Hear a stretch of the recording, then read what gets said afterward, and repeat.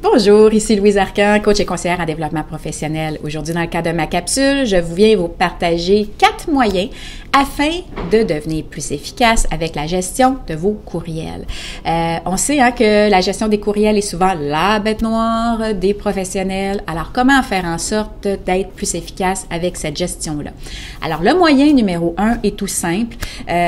Si vous êtes en emploi, vous avez probablement déjà une boîte courriel destinée au travail. Donc, ça ne va pas, c'est pas un problème. Par contre, il n'est pas rare que j'entende mes clients me dire qu'ils reçoivent tout ce qui est personnel dans cette même boîte-là. Alors ça, c'est une très mauvaise idée pour devenir efficace. Pour ce qui est des travailleurs autonomes, ayez une boîte de courriel, créez-vous une boîte de courriel en fait, parce que c'est gratuit. Donc, ayez une boîte de courriel destinée à vos collègues, vos clients, des collaborateurs, des formations destinées à votre domaine, votre statut LinkedIn, peu importe. Donc, une boîte de courriel destinée à tout ce qui est professionnel. Ne rien recevoir de personnel. Le personnel, ça reste que c'est réservé à la famille, à des formations personnelles qu'on a envie de suivre, à des amis, peu importe, mais ça reste que ça ne doit pas se retrouver dans ce qui est professionnel. Ayez aussi une troisième boîte, si c'est possible, pour tout ce qui est infolettre. On reçoit de plus en plus vente en ligne, des formations, des choses qu'on a envie peut-être éventuellement de suivre, mais qu'on n'a pas nécessairement le temps maintenant. Donc, le risque, c'est que ça se ramasse à la poubelle. Donc, pourquoi recevoir ça chaque jour devant soi? Ça nous enlève le focus finalement sur ce qu'on a à faire. Le moyen numéro 2, c'est de trouver dans votre journée de 3 à 5 plages horaires pour faire la lecture de vos courriels. C'est-à-dire que vous pouvez le faire le matin, vous vous dites, moi, le matin, en entrant au travail, je regarde mes courriels. Je les regarde sur l'heure du dîner. Je les regarde avant de quitter le travail. Je les regarde en soirée, au maximum. Fermez tout sinon, parce qu'à chaque fois que vous recevez une alerte pour ces courriels-là, ce que ça fait, c'est que ça vous déconcentre sur ce que vous êtes en train de faire, puis en même temps, vous perdez de votre efficacité.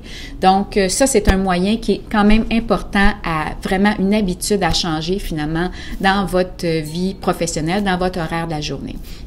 Le moyen numéro 3 maintenant, c'est de traiter votre courriel comme si c'était une enveloppe.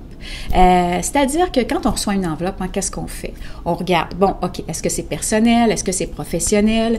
Est-ce que c'est de la publicité? On ouvre nos enveloppes, puis quelquefois, on les ouvre même pas, puis on les met directement dans la poubelle. Bon, est-ce qu'on se sent mal de ça? Pas du tout.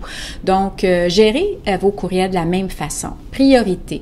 Il y a de plus en plus, dans les messageries, on peut mettre des étoiles de couleur et tout ça. Donc, si vous avez des courriels que vous voulez vraiment y revenir, mettez vraiment ça avec une couleur ou dans une boîte que vous pourrez créer à cet effet-là.